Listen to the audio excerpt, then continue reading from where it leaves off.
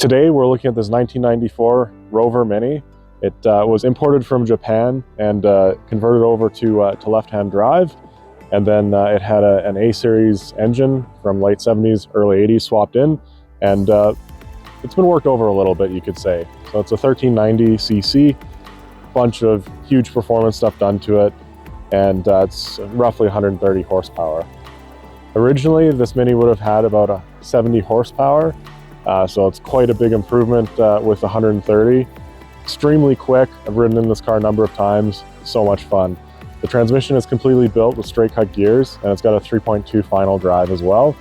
And it almost sounds like an RC car when you're around it.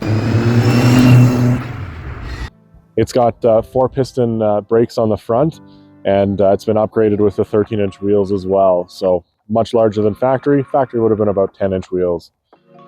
On this Mini, along with all the other modifications that have been done, it's got the nice wide fender flares. Really suits it. They're wrapped in gloss black. All of the bulbs have been changed over to LEDs, and the fogs have been set up as the DRLs as well. So a couple other things as well. It's got the Austin Cooper badge on the front, and it's got the Morris Mini on the back because it's a Franken Mini, so it's got the 2 different badges. It's also got an upgraded air horn because you can never have a horn loud enough in a small car. As mentioned before, you can see it's got the Morris Cooper badge on the back. It's got a 23-liter fuel tank, and you actually fill it through Aston Martin fuel filler. Really cool, really neat. Did not realize that was an Aston Martin part before. It's actually got quite a bit of trunk space, which is surprising for such a small car. Let's just open it up and take a look. So looking in the back, you can see the actually quite good storage space.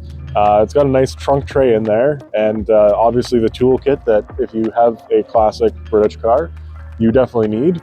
A little bit of detailing product that fits perfect there, and you can kind of see the spare tire hidden down there too. And we've also got some custom family-friendly deckling.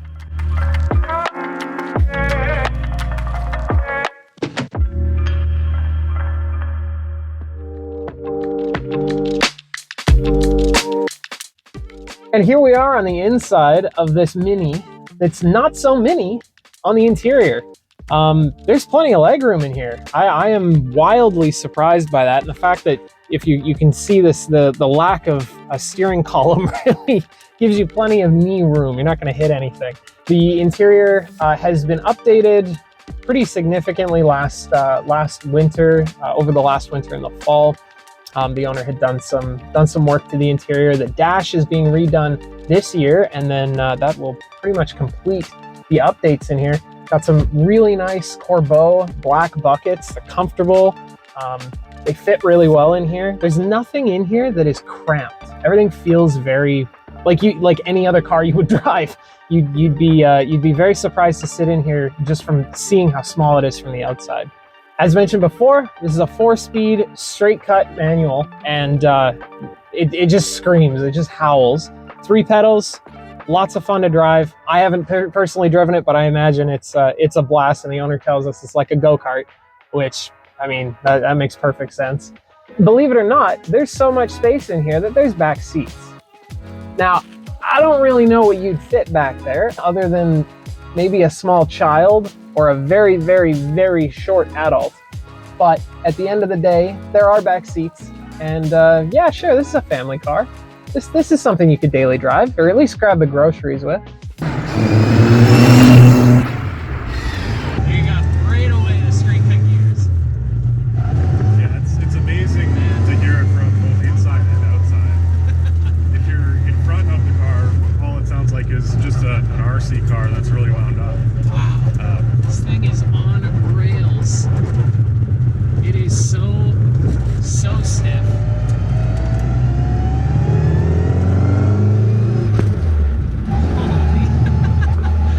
There is no forgiveness at all in anything.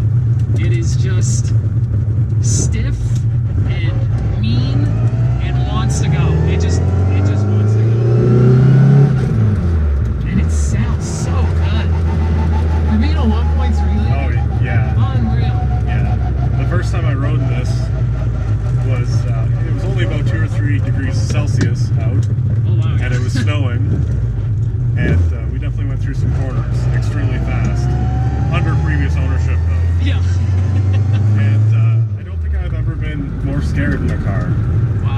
it was also one of the best times I've had in a car.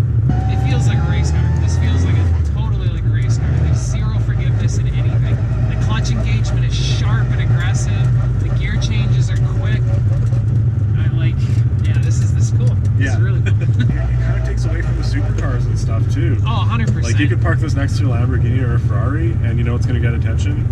This, yeah. Oh, all day long. Values on these cars have gone absolutely crazy, and I can see why. Yeah. They've got such a good following, and if you want a Mini, highly recommend it. All right, well, this has been a blast to review, kind of go over, do a little spotlight on something a little bit different from what we've been doing. Thanks to the owner, Patrick, for coming out here and letting us have a look at this thing and really go through some of the details on it. Really, really cool car. Thank you again for watching to the end, and yeah, like, subscribe, and we'll see you in the next one.